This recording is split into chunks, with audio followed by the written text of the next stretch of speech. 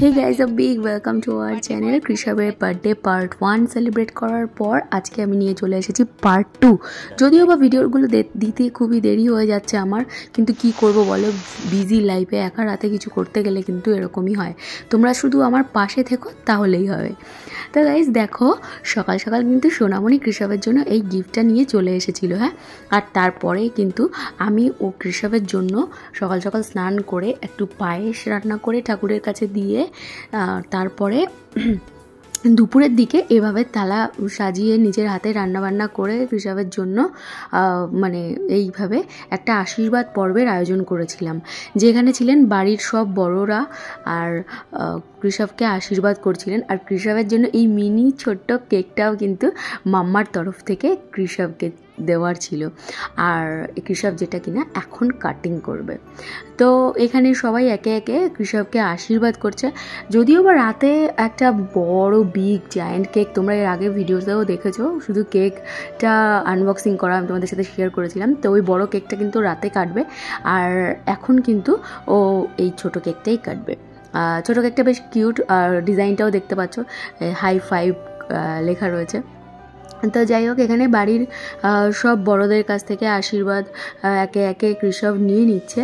আর সোনামণি আর ওর দিদিয়া এবং ওর পিন্নি সবাই কিন্তু ওকে ওরা ছোট হলেও কিন্তু ওরা সবাই কিন্তু ওকে আশীর্বাদ করেছে একে একে। তো যাই হোক, এবার কৃষাব কিন্তু একদম বসতেই চাইছিল না। বুঝতেই পারছো, বাড়ির ছাদে এত সুন্দর প্যান্ডেল করে ডেকোরেট করা হচ্ছিল, আর বাচ্চারা যেহেতু সবসময় বাড়িতে ছিল, যার জন্য কিন্তু ওর মন কখনো বসতে চাইছিল না একদম এক জায়গায়। দেখো, তবুও অনেক কষ্টে ওকে বসানো হয়েছে। খাবার দাবার তো কিচ্ছু খায়নি, শুধু এই সব আমি যদিও বা ছোটো মানে একদম অল্পর মধ্যে দিয়েই করেছিলাম। ফ্রায়েড রাইস আর মাটন ছিল, আর একটু মাছও ছিল। তো ও বলেছিল, মাম্মা আমি একটা বড় মাছের মাথা খাবো আমার বার্থডেতে। হ্যাঁ, তো সেই জন্যই ওর জন্য এই বড় মাছের মাথাটা নেওয়া হয়েছিল, আর কিন্তু উনি কিছুই খাননি, দুঃখের বিষয়। তো যাই হোক, ওই একটু একটু খেয়েছে, এক্সাইটেশনের জন্য তো খাওয়া দাওয়া আসছে না। আর ওদিকে তো বাবাই আর মাম্মা তো ভীষণ টায়ার্ড, মানে আমরা দুজন এতটাই টায়ার্ড ছিলাম পুরোটা অনুষ্ঠান ডেকোরেট করার জন্য, এবং পুরো অনুষ্ঠানটা আয়োজন সব কিছু নিজের হাতে একার হাতে করা, তো যার জন্য ভীষণই টায়ার্ড হয়ে গেছিলাম। আর তার উপরে তো ঘরের মধ্যে রান্না বান্না করছিলাম, আর পাশেও মানে নিচেও রান্না হচ্ছিল রাতের জন্য। সেখান থেকে তো আর ওপরে আয়োজন করা যায় না, কৃষাব তো ওগুলো খেতেও পারবে না যা খাবে রাতে।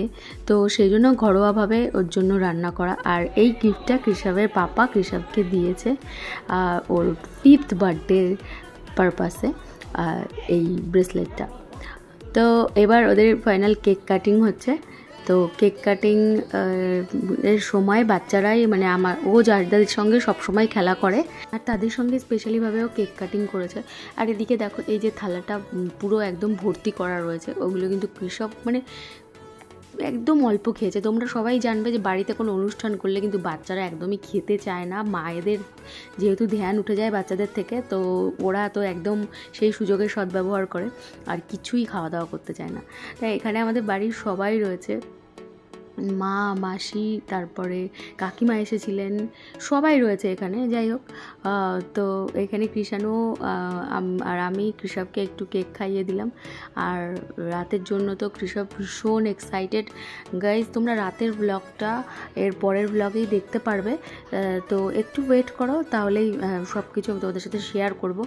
আর যেটা বললাম, খুবই ব্যস্ত হয়ে গেছি, ভিডিও তো এডিট করার টাইমও পাচ্ছি না, তার উপর একটা টেকনিক্যালি প্রবলেমের জন্য আমি ভিডিও এডিট করতে পারছি না।